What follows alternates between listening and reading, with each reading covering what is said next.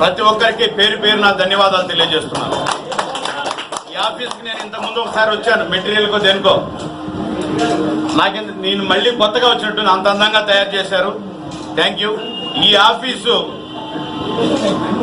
మాకు గురువు గారు నిత్యం వెంకటేశ్వర స్వామి సన్నిధిలో పూజలో ఉండేటటువంటి డాక్టర్ హరిప్రసాద్ గారి చేతుల మీదుగా కడప జిల్లా ఆఫీసు ఓపెన్ కావడం మాకెంతో సంతోషం.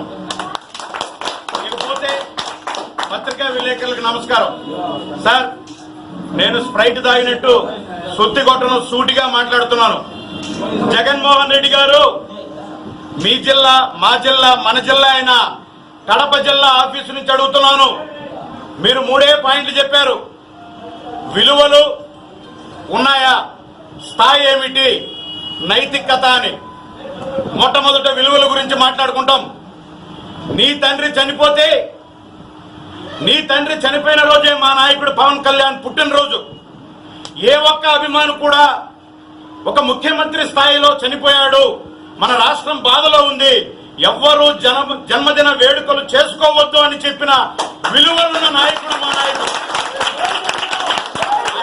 అదే నీ తండ్రి శవం పక్కన పెట్టుకొని ఇప్పుడు నాకు 36 మంది ఉన్నారు, ఇంకెంతమంది వస్తే నేను ముఖ్యమంత్రి అవుతానని శవాన్ని కూడా చూడని రాకుండా ఉన్న విలువలు నీవి.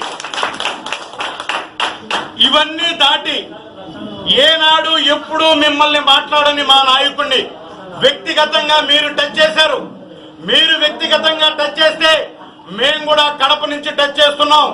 3 పెళ్లిళ్ళు అన్నారు, కాదు 5 పెళ్లిళ్ళు.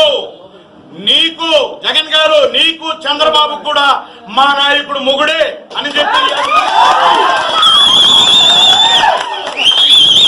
అదేవిధంగా మా నాయకుడు పెళ్లిళ్ళు వ్యక్తిగతంగా మాట్లాడే మీరు మీ ఇంట్లో మీరు వదిలిన బాణం మా సోదరి ఇలా మాట్లాడుతున్నందుకు క్షమించాలి. షర్మిలమ్మ గారికి ఇప్పుడున్న భర్త ఎన్నో నెంబరో చెప్పే దమ్మున్నారు.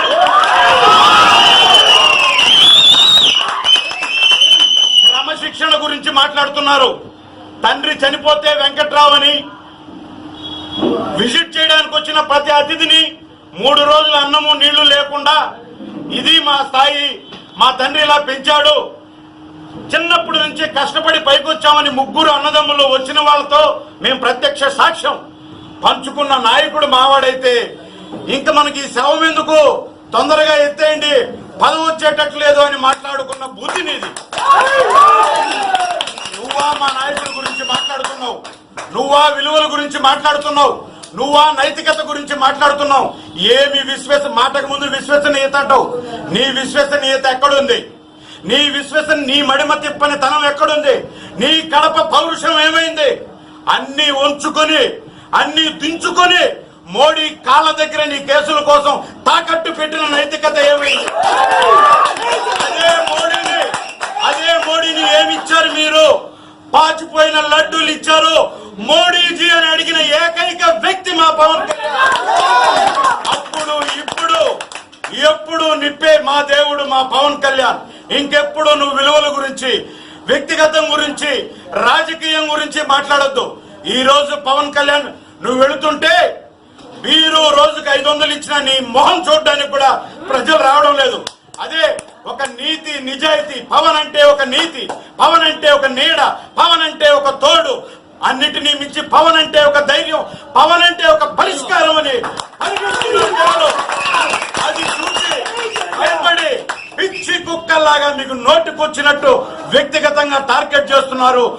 నీ గురించి మాట్లాడాలి, నువ్వు స్థాయి గురించి అడిగావు. చివరిగా ఒకే మాట చెప్తున్నాను సార్, 2004లో మీ నాయన ముఖ్యమంత్రి కాకముందు ఎలక్షన్ లో నా ఆస్తి ఇంత అని చెప్పి మీ స్థాయిని చూపించాడు. ఆ రోజు 2004లో మీ నాయన చూపించిన ఆస్తి అంతా మా హీరోకు ఒక సినిమా రెమ్యూనరేషన్. అది మా స్థాయి, అది మా విలువ. అదే స్థాయి ఈ రోజు అలాగే చూపించుకుంటూ వచ్చాడు. మీ నాన్నను అడ్డం పెట్టుకుని కనిపించినదంతా దోచుకొని 1,00,000 కోట్ల దొంగవి నువ్వు, 1,00,000 కోట్ల దొంగవి నువ్వు, 1 కోటి సార్లు దొంగని పిలుచుకుని నువ్వు నీ కుటుంబాన్ని అంతా జైలు పాలు చేసి నిత్యం 6 నెలలు వచ్చిన దొంగవి నువ్వా మా నాయకుడిని గురించి మాట్లాడేదంటే అని అడుగుతున్నావు. పత్రికా ముఖంగా ఇంకోటి ఏంటంటే, వ్యక్తిగతంగా వస్తే కడప జిల్లాలో ఏ ఒక్క జనసేన సైనికుడు భయపడ్డు. నాతో పాటు ప్రతి ఒక్కరూ నీ బండారం, నీ నాన్న బండారం, ముఖ్యంగా నీ తాత బండారం అన్ని బయట పెట్టడానికి మేము స్క్రిప్ట్ తో రెడీ సిద్ధంగా ఉన్నాం. ఇప్పటికైనా నోరు అదుపులో పెట్టుకో జగన్మోహన్ రెడ్డి. నువ్వు చెప్పే విలువ నీకు లేదు, నువ్వు చెప్పే నైతికత నీకు లేదు, నువ్వు చెప్పే స్థాయి నీకు లేదు, నీ దగ్గర క్రమశిక్షణ లేదు. అవన్నీ ఉన్న ఏకైక నాయకుడు ఈ రాష్ట్రంలో ఎవరైనా ఉన్నారంటే ఒకే ఒక వ్యక్తి, పవన్ కళ్యాణ్. తెలియజేసుకుంటూ మనం కూడా ప్రతి ఒక్కరూ మన నాయకుడిని మాట్లాడినప్పుడు మనము మన స్థాయిలో మన మార్గాల్లో మనకు ఛానల్ సహకరించకపోవచ్చు, ఎవరైనా సహకరించకపోవచ్చు, కానీ మన దగ్గర ఉన్న ఒకే ఒక ఆయుధం మన సోషల్ మీడియా. చాలా మంది నిన్నటి నుంచి వేల లక్షలాది పోస్టులు చేస్తున్నారు. అలాగే మన ప్రొటెక్షన్ కొనసాగిద్దాం. నాకు ఈ అవకాశం ఇచ్చిన మా గురువు పసుపులేటి హరిప్రసాద్ సార్ గారికి మరియు రంజిత్ గారికి, ఇక్కడ ఉన్న కడపలో ఉన్న ప్రతి జన సైనిక బిడ్డకు శిరస్సు వంచి నమస్కరిస్తూ సెలవు తీసుకుంటున్నాను.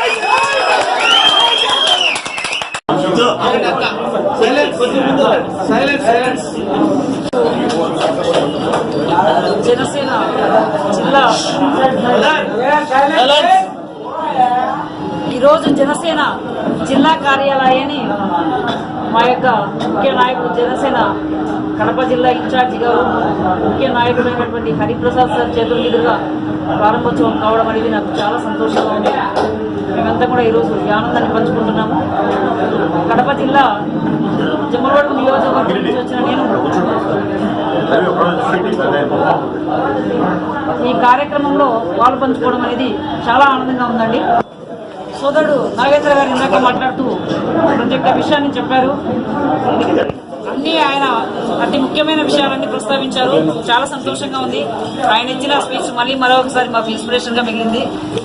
రంజిత్ ఈ కార్యాలయం ఓపెన్ కి కృషి చేసి ఎంతో కష్టపడి ఇన్ని విధాలుగా మా యొక్క విలువను పెంచుతున్నటువంటి రంజిత్ కూడా మేము ఒక సోదరిగా నేను ఎంతో గర్వపడుతున్నాను.